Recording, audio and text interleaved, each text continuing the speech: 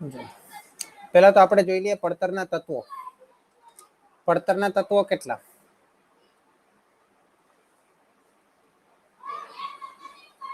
તો પહેલી વાત તો પડતર પત્રકની વાત કરીએ તો કોઈ પણ ખર્ચ હોય એ કોઈ પણ ખર્ચ જે છે એ ખર્ચ બે પ્રકારના હોય. એક પ્રત્યક્ષ ખર્ચા જેને આપણે સીધા ખર્ચા પણ કહેવાય. ઇંગ્લિશમાં એને આપણે ડાયરેક્ટ એક્સપેન્સીસ કહીએ. કોઈએ ટેલી કર્યું હોય તો ખબર હોય ડાયરેક્ટ એક્સપેન્સીસ અને ઇનડાયરેક્ટ એક્સપેન્સીસ. બીજા પરોક્ષ ખર્ચા એટલે ઇનડાયરેક્ટ એક્સપેન્સીસ જેને શિરોપરી ખર્ચા પણ કહેવાય. શિરોપરી એટલે વધારાના ખર્ચા ઓવરહેડ કહેવાય. બરાબર. પરોક્ષ ખર્ચા એટલે કે જેને ઇનડાયરેક્ટ એક્સપેન્સ કહેવાય. પ્રત્યક્ષ ખર્ચાની અંદર શું હોય કે દાખલા તરીકે મારે બોલપેન બનાવવાની છે તો બોલપેનની અંદર શું જોઈએ તો કે બોલપેનની અંદર પ્લાસ્ટિક જોઈએ. એ પ્લાસ્ટિક શું છે તો કે માલ સામાન છે. હે ને એટલે ડાયરેક્ટ બોલપેન માટેનું પ્લાસ્ટિક છે તે. પછી મજૂરી લાગે હેને અને પછી બોલપેન માટે જે મજૂરી લાગે તે મજૂરીની વાત છે. બરાબર. એક એક બોલપેન માટે. અને ત્યાર એ ઉપરાંત એવી રીતે એક એક બોલપેન માટે અન્ય ખર્ચા લાગે. અને પ્રત્યક્ષ ખર્ચા મોટા ભાગે નહીં પણ પ્રત્યક્ષ ખર્ચા 100% ચલિત ખર્ચા જ હોય. કેવા હોય? પ્રત્યક્ષ ખર્ચા હંમેશા કેવા હોય? ચલિત એટલે કે વેરિયેબલ. ક્લિયર આટલું? બોલો આટલું ક્લિયર?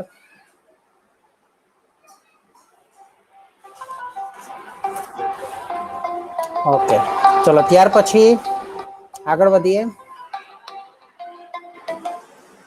તો પરોક્ષ શિરોપરી ખર્ચા એની અંદર 3 પ્રકારના ખર્ચા હોય. કારણ કે અત્યારે પ્રત્યક્ષ ખર્ચામાંથી નીકળીને પ્રત્યક્ષ ખર્ચામાંથી નીકળીને જ્યારે માલ સામાન તૈયાર થઈ જાય અને એ માલ સામાન તૈયાર થાય એટલે પછી એની સાથે સાથે બીજા અમુક ખર્ચા કરવા પડે જે ખરેખર જે મૂળ બોલપેન છે તેને ડાયરેક્ટલી અસર નથી કરતા. ઇનડાયરેક્ટલી એની કિંમતમાં વધારો કરે છે. તેવા ખર્ચામાં સૌથી પહેલા ખર્ચા આવે કારખાનાના ખર્ચા. કયા? કારખાનાના ખર્ચા. હે ત્યાર પછી એની અંદર આવે ઓફિસ એટલે કે વહીવટી ખર્ચા. ઓફિસ વહીવટી ખર્ચા. અને ત્યાર પછી છેલ્લે એને વેચવા માટે બહાર મોકલીએ એટલે એને વેચાણ વિતરણ ખર્ચા. વેચાણ અને વિતરણ ખર્ચા. આવું કઈ ભણ્યા છો તમે? આ કારખાનાના ખર્ચા ચલિત પણ હોઈ શકે, સ્થિર પણ હોઈ શકે અને અર્ધચલિત પણ હોઈ શકે. બરાબર છે. એ રીતે ઓફિસ ખર્ચા ચલિત પણ હોઈ શકે, સ્થિર પણ હોઈ શકે અને અર્ધચલિત પણ હોઈ શકે. ત્યાર પછી વેચાણ વિતરણ ખર્ચા એની અંદર ચલિત પણ હોઈ શકે, સ્થિર પણ હોઈ શકે અને અર્ધચલિત પણ હોઈ શકે.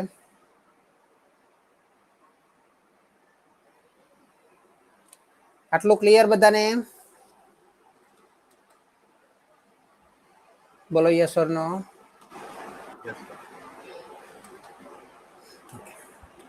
હવે પડતરની વાત કરીએ. આ બધા ખર્ચાની વાત છે. ખર્ચા અને પડતરમાં ફેરફાર છે.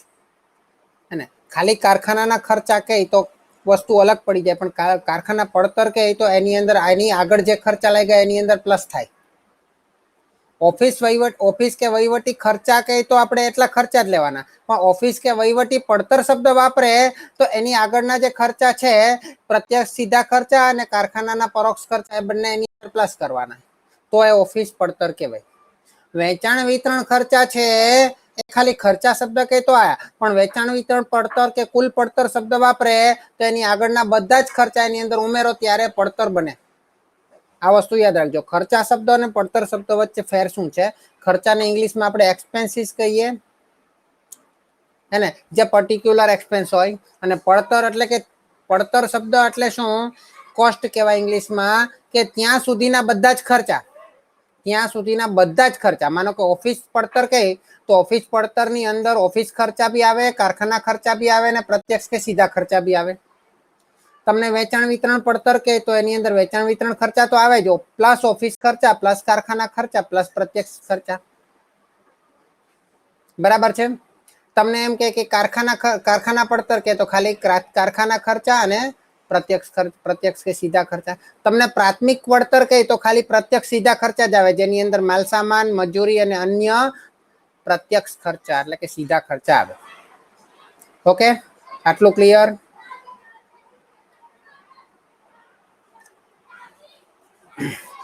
ચલો, નીચેની માહિતી 60% પ્રવૃત્તિની સપાટી અંગે આપવામાં આવી છે, જેને આધારે ઉત્પાદનની 80% અને 100% સપાટી માટે અંદાજપત્ર તૈયાર કરો. તો 60% પ્રવૃત્તિ એ ઉત્પાદન, 60% પ્રવૃત્તિ એ ઉત્પાદન આપણને આપેલું છે 600 એકમો. કેટલું આપેલું છે? 600 એકમો. તો મને પેલા એમ કહો કે આપણે 80% ને 100% માટે વિચારવાનું છે. તો 80% કેટલા એકમો બનશે? 80% કેટલા એકમો બનશે? 800. અને 100% કેટલા એકમો બનશે? 100% કેટલા એકમો બનશે? 1000 એકમો. ચલો, હવે આપણને કેવું કીધું, નીચે જે માહિતી આપી છે કેટલા ટકાની છે? 60%ની છે. તો આપણે 60% તો બનાવશું, પછી એના ઉપરથી 80% અને 100% પણ બનાવશું. આપણને જે વિગતો આપેલી છે એને આપણે અલગ અલગ રીતે ગોઠવી શકીએ. કાં તો તમે ચલિત, સ્થિર ચલિત અને અર્ધચલિતમાં ગોઠવો, અથવા તો હમણાં પડતર પત્રકની વાત કરતા એ રીતે બધાને અલગ અલગ ગોઠવી દો. તો સૌથી પહેલું એની અંદર આપેલું છે માલ સામાન ખર્ચ એકમ દીઠ. માલ સામાન કેવો હોય? પ્રત્યક્ષ હોય, ચલિત જ હોય, એકમ દીઠ જ હોય. એને તો આપણે શું કરશું? શરૂઆતના દાખલાઓમાં બે ભાગ પાડશું, કુલ અને એકમ દીઠ. ચલિતમાં બધામાં એકમ દીઠ પણ વાપરશું અને કુલ પણ વાપરશું.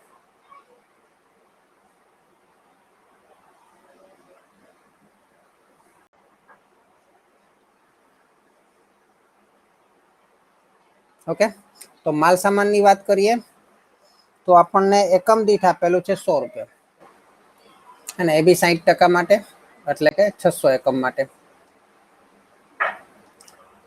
પછી મજૂરી આપેલી છે એકમ દીઠ, કારણ કે એમાં તો ચલિત જ હોય. મજૂરી આપેલી છે એકમ દીઠ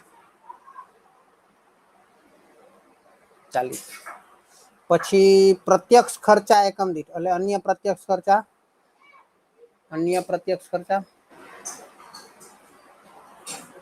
એ આપણને આપેલા છે 10. આ બધાનો સરવાળો કરીએ તો આપણને શું મળે? પ્રાથમિક પડતર મળે. શું મળે? પ્રાથમિક પડતર. પછી કારખાનાના ખર્ચ આપેલા છે,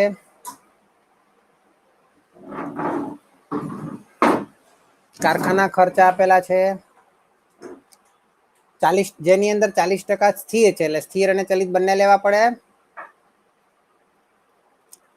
જેની અંદર 40% સ્થિર છે, તો કેટલા આપેલા છે? 40,000. 40,000 ના 40% કેટલા થાય? 40,000 ના 40% કેટલા થાય? 16,000. બરાબર. અને બાકીના કેટલા થશે? 24,000. એ મેં કુલમાં લખું છું, કઈ એકમ દીઠ નથી કીધું. હવે એ પ્રાથમિક પડતરની અંદર કારખાનાના ખર્ચ ઉમેરીએ તો શું મળે? કારખાના પડતર મળે. બરાબર છે. ચલો, ત્યાર પછી એની અંદર કયા ખર્ચા ઉમેરવાના? ઓફિસ ને એ લોકો વહીવટી શબ્દ વાપરેલો છે, તો એ શબ્દ વાપરીએ, વહીવટી ખર્ચ. 30,000 આપેલા છે, એના 60% સ્થિર છે, એટલે પેલા સ્થિર લખી દઈએ. 30,000 ના 60% કેટલા થશે? અને ચલિત બાકીના 40%, 12,000. બરાબર છે. અને આ બધાનો સરવાળો કર્યો એટલે આપણને ઉત્પાદન પડતર મળે. અને અહીંયા બીજું કઈ નથી એટલે જ આપણી કુલ પડતર આવશે. ઠીક છે. ફોન આવ્યો. ચલો તો આ એકમ દીઠ આપેલા છે ને 600 એકમ છે, ધ્યાન આપજો. હે ને હવે પહેલા તો આપણને જે માહિતી આપેલી છે એનું જ આપણે પત્રક બનાવવાનું. બરાબર છે. તો 100 એકમ એટલે 100 રૂપિયા ભાવ છે ને 600 એકમ છે એટલે કુલમાં કેટલા આવશે? 600 ગુણ્યા 100 કરો જોઈએ, 60,000. પછી 40 ગુણ્યા 600 કરો જોઈએ, 24,000. પછી અન્ય પ્રત્યક્ષ ખર્ચામાં 600 ગુણ્યા 10 કરીએ તો 6,000. આ બધાનો સરવાળો કેટલો થાય છે? 90,000. અને અહીંયા 150. હવે સ્થિરમાં તમારે 16,000 ભાગ્યા 600 કરો. પોઈન્ટમાં આવે તો કઈ વાંધો નહીં.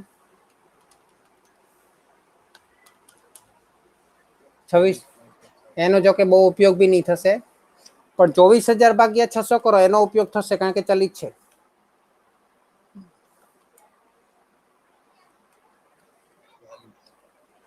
ચાલીસ. પછી એ જ રીતે 18,000 ભાગ્યા 600 કરો. પછી 12,000 ભાગ્યા 600 કરો. હવે આનો સરવાળો ઉપરના 90 પણ લઈ લેવાના એની અંદર.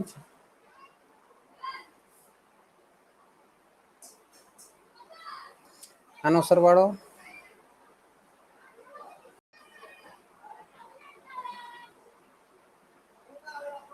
216.67. આનો સરવાળો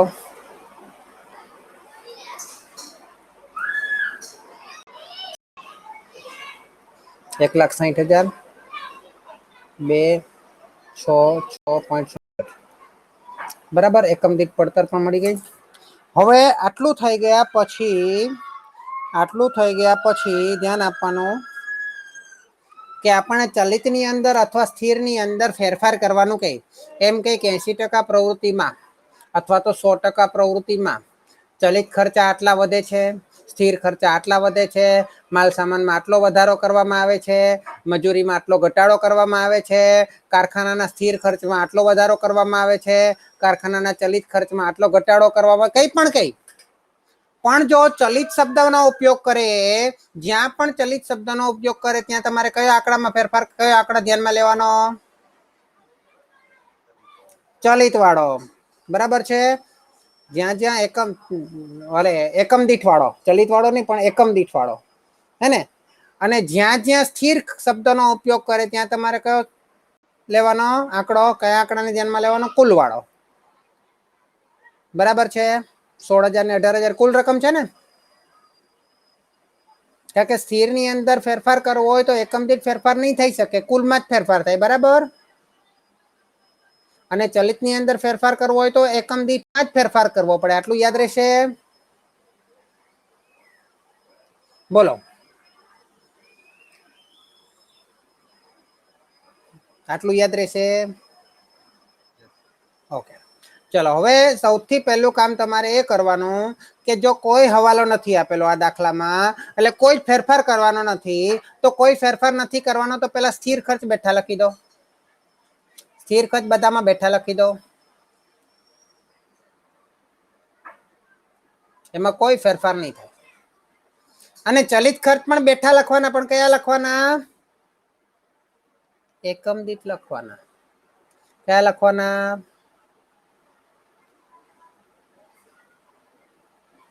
ક્લિયર છે આટલું?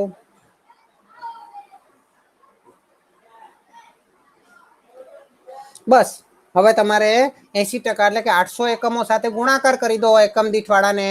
અને અહીંયા શું આવશે? 80,000. અહીંયા 32,000. અહીંયા 10 એટલે 8,000.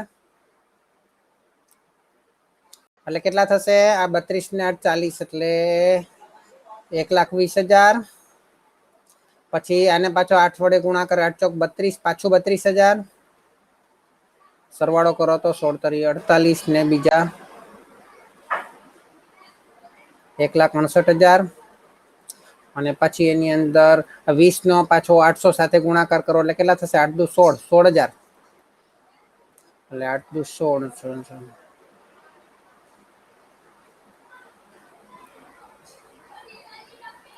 1,92,000. ક્લિયર? આટલું બોલો, આટલું ક્લિયર થયું?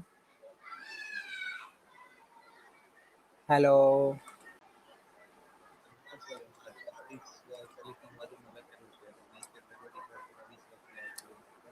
હા તો હું એ જ તમને કહું કે આ જે આપણે પહેલા તો મેં તમને શું કીધું, સ્થિર ખર્ચ 18 અને 16 લખી દીધા ત્રણે ત્રણમાં,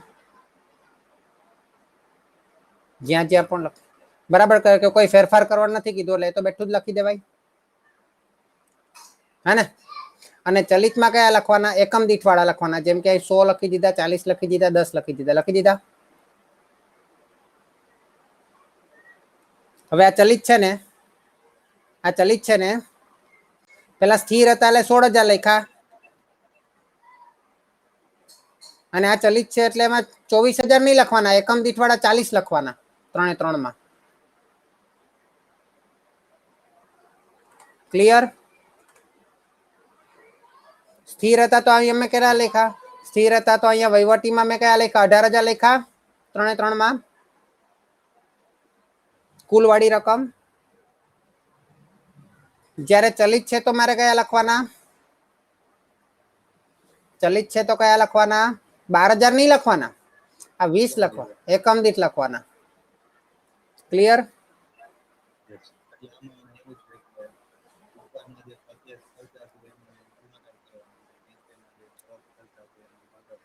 નહીં નહીં નહીં નહીં, નીચેના પ્રત્યે પરોક્ષ ખર્ચા છે ને એની અંદર સ્થિર અને ચલિત છે.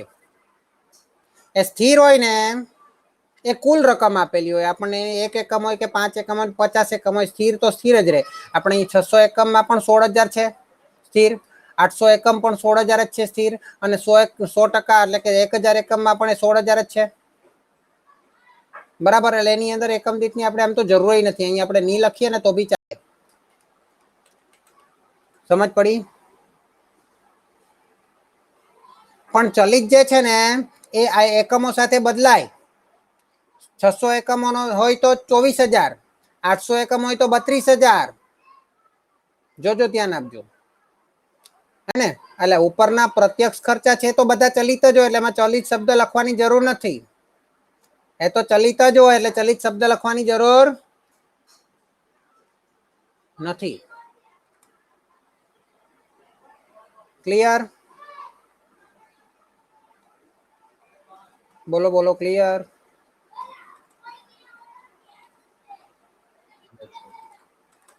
ચાલો, ત્યાર પછી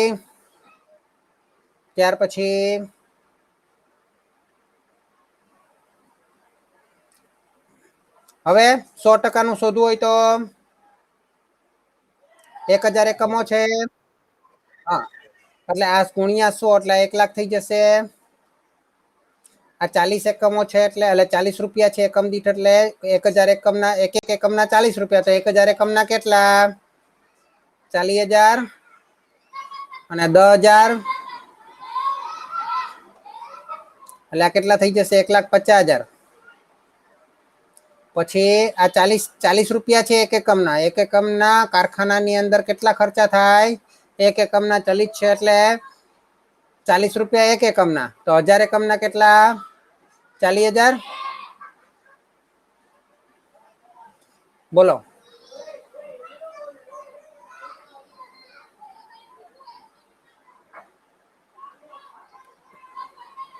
ક્લિયર?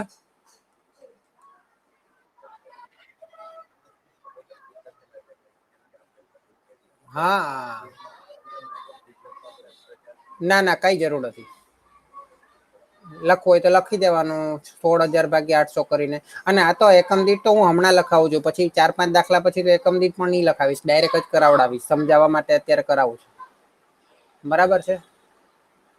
પછી તો ડાયરેક્ટ જ કરતા થઈ જાઓ તમે. ચલો, 20 ગુણ્યા 1,000 એટલે 20,000. અને એક્ઝામમાં કદાચ લખી દીધું તો કઈ ખોટું બી નથી. બરાબર?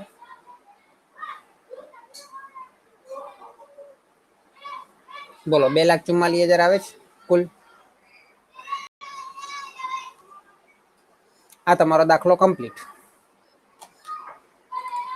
2 થી 3 વખત આ દાખલો જોઈ લેજો, તો આપણે આગળના દાખલામાં વધારે મજા આવશે.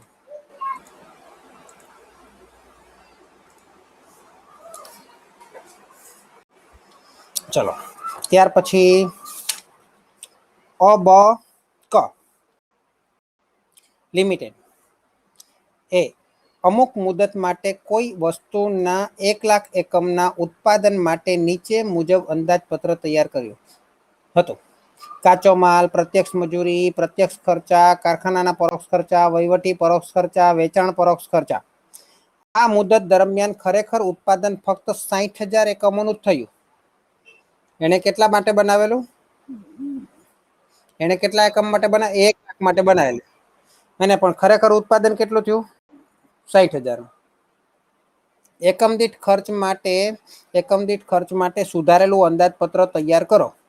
અને એટલે બનાવ્યું હતું 1,00,000 નું, બરાબર. જે આપણને માહિતી આપેલી છે કેટલા એકમ માટે આપેલી છે? જે માહિતી આપેલી છે 1,00,000 એકમ માટે આપેલી છે. તો પેલા એ બનાવવું પડશે. એના પરથી આપણે સુધારીને 60,000 એકમનું અલગથી બનાવવું પડશે.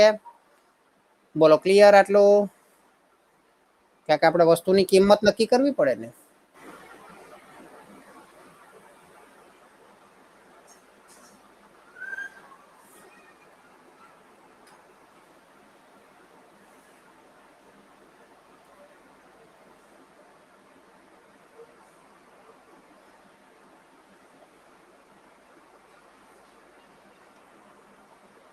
તો વિગત લખી દે અહીંયા 1,00,000 એકમ લખી દઈએ. પછી આપણે સુધારેલું 60,000 એકમનું બનાવશું. અહીંયા કુલ લખી દઈએ. અહીંયા એકમ દીઠ લખી દઈએ. અહીંયા કુલ લખી દઈએ. અહીંયા એકમ દીઠ લખી દઈએ. જે માહિતી આપેલી છે ને આપણે પેલા ગોઠવી દઈએ. કાચો માલ એટલે કે પ્રત્યક્ષ માલ જ કહેવાય, હે ને. કાચો માલ, પછી એની અંદર પ્રત્યક્ષ મજૂરી પ્લસ પ્રત્યક્ષ મજૂરી પ્લસ પ્રત્યક્ષ ખર્ચા. આ બધા કેવા હોય? ચલિત હોય કે સ્થિર હોય? આ બધા કેવા હોય? ચલિત જ હોય, બરાબર. હવે એને શું કહીશું આપણે? પ્રાથમિક પડતર કહીશું આ ત્રણના સરવાળાને. એની અંદર આપણે શું ઉમેરીશું? કારખાના પરોક્ષ ખર્ચા ઉમેરીશું.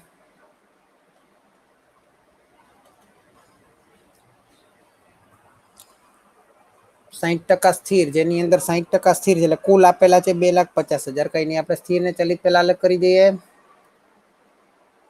સ્થિર 60% અને બાકીના ચલિત, બરાબર. પછી એટલે આપણને શું મળે? કારખાના પડતર મળે. કારખાના પડતર એટલે પ્રાથમિક પડતર. કારખાના ખર્ચા તો એની અંદર આવે જ, પણ ઉપરના પ્રાથમિક પડતર બી એની અંદર આવી જાય. પછી એની અંદર શું ઉમેરશું? વહીવટી પરોક્ષ ખર્ચા ઉમેરીશું.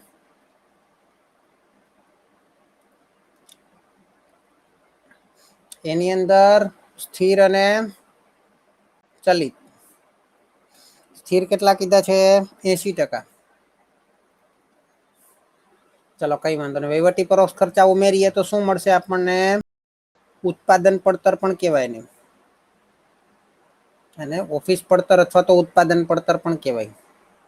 ત્યાર પછી વેચાણ વિતરણ પરોક્ષ ખર્ચા એ ઉમેરીએ એટલે એની અંદર પણ પાછું સ્થિર ને ચલિત છે. એટલે આપણને શું મળે? કુલ પડતર મળે. એ બધું જ આવી ગયું હવે. અને એની અંદર નફો ઉમેરીએ તો આપણને શું મળે? વેચાણ મળે. જો આ પત્રક યાદ રાખી લેજો, બહુ જ કામનું છે. એવું નહીં કે ખાલી દાખલા માટે. નોર્મલ તમારા પોતપોતાના બિઝનેસ માટે બી આ કામ લાગી શકે જો ઉત્પાદન કરતા હોય તો. ચાલો તો પહેલા આપણને 1,00,000 માટે આપેલું છે, તો 2,52,000.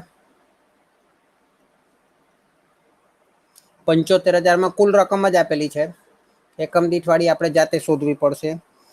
ખર્ચા 10,000 એટલે પ્રાથમિક પડતર મળશે. પછી કારખાના પરોક્ષ ખર્ચા 2,50,000 છે, એમાં 60% સ્થિર છે, એને અલગ કરવા પડશે. તો 2,50,000 ના 60% કેટલા થશે? 1,50,000. અને 40 બાકીના ચલિત છે તે કેટલા આવશે? 1,00,000. પછી વહીવટી પરોક્ષ ખર્ચા 40,000 છે, તેના 80% સ્થિર છે, એટલે કેટલા આવશે? 32,000. અને બાકીના ચલિત છે એટલે કેટલા આવશે? 8,000. પછી વેચાણ પરોક્ષ ખર્ચા 20,000 ના 50% સ્થિર છે, એટલે 10,000 આવશે. અને બાકીના 10,000 ચલિત આવશે. બોલો, આટલું ક્લિયર?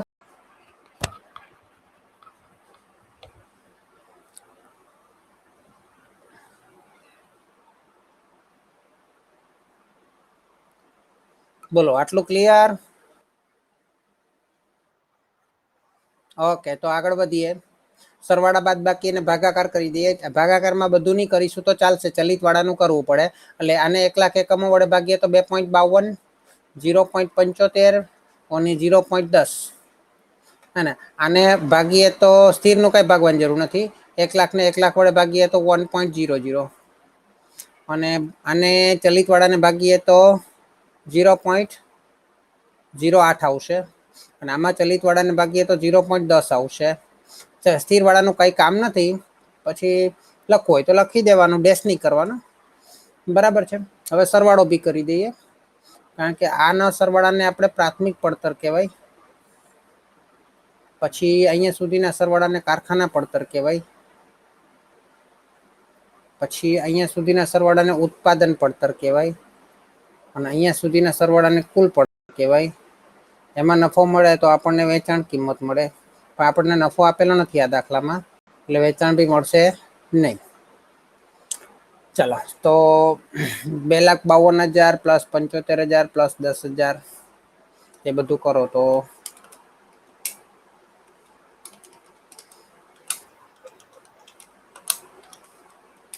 3,37,000.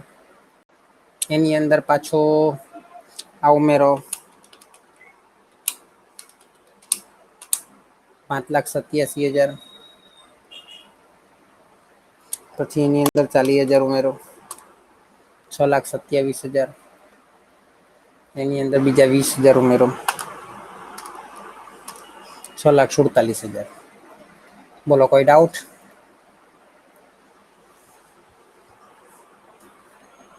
ચલો, હવે 60,000 એકમ માટે આપણે બનાવવું હોય તો શું પહેલા લખશો? કોઈ ફેરફાર કરવાનું કીધું નથી ને કિંમતોમાં, ખર્ચમાં? તો સૌથી પહેલા શું લખશો? સૌથી પહેલા સ્થિર લખી દેવાના. કુલમાં સ્થિર ક્યાં લખી દેવાના? સ્થિર ક્યાં લખી દેવાના? હેલો, સંભળાય છે? હા, 1,50,000, 32,000 અને 10,000. હે ને? બાકીના જે એકમ દીઠ આપણે શોધ્યા સ્થિર સિવાયના જે ચલિત છે એ બધા ક્યાં લખી દેવાના? હા, બસ. પછી ગુણાકાર ભાગાકાર કર્યા કરવાના, એટલે આપણા જવાબ મળ્યા કરે. છે ને? મસ્ત ચેપ્ટર. ચલો, આને 60,000 વડે ગુણવાના, કારણ કે એકમો આપણે 60,000 જ બનાવ્યા છે. તો 2.52 ગુણ્યા 60 કરો જોઈએ. 1,51,200.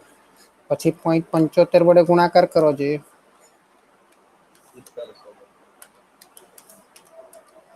45,000. બસ, હવે તમારે કેલ્સીનો ઉપયોગ જ કરવાનો છે.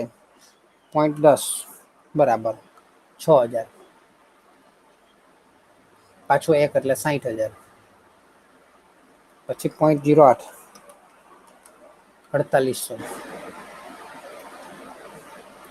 પછી પાછું 0.10 6,000.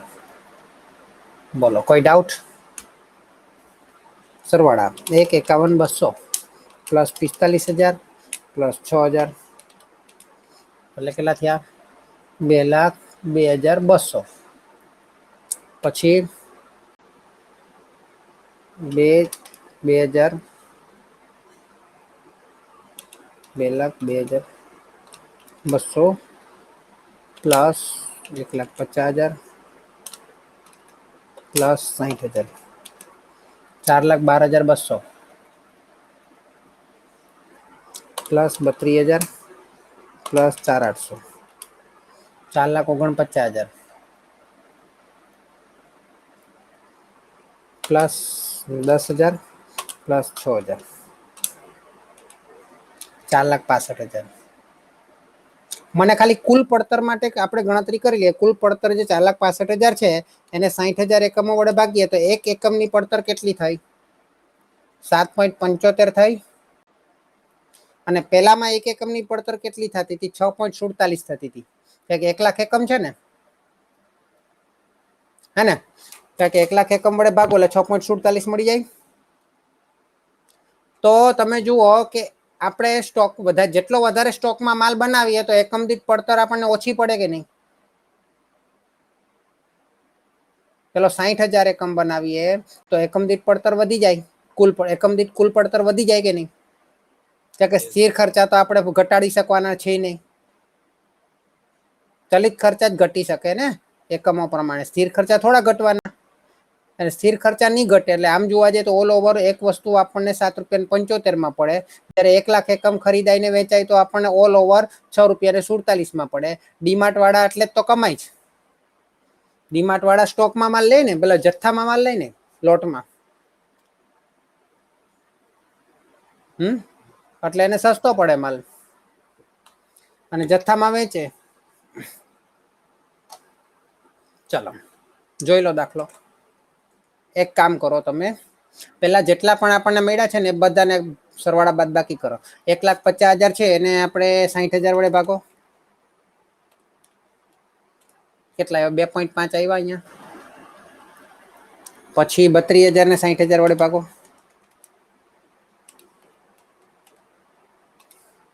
0.53 આવ્યા. પછી 10,000 ને 60 વડે ભાગો.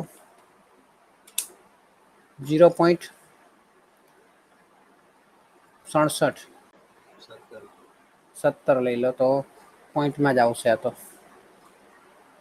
અહીંયા ઉપર કેટલા આવેલા? 32,000 વાળામાં. હા એટલે 53 બરાબર છે, ચાલે. 17. હવે બધાનો સરવાળો કરતા તો 2.52 પ્લસ 0.75 પ્લસ 0.10 કેટલા? 3.37. હવે એની અંદર આ બે ઉમેરો. Plus 2.5 plus 1 6.87. હવે એની અંદર આ ઉમેરો. પ્લસ 0.53 પ્લસ 7.48 પ્લસ 0.17 પ્લસ 0.10 7.75 આવી ગયા. આજ કહેવાનું હતું.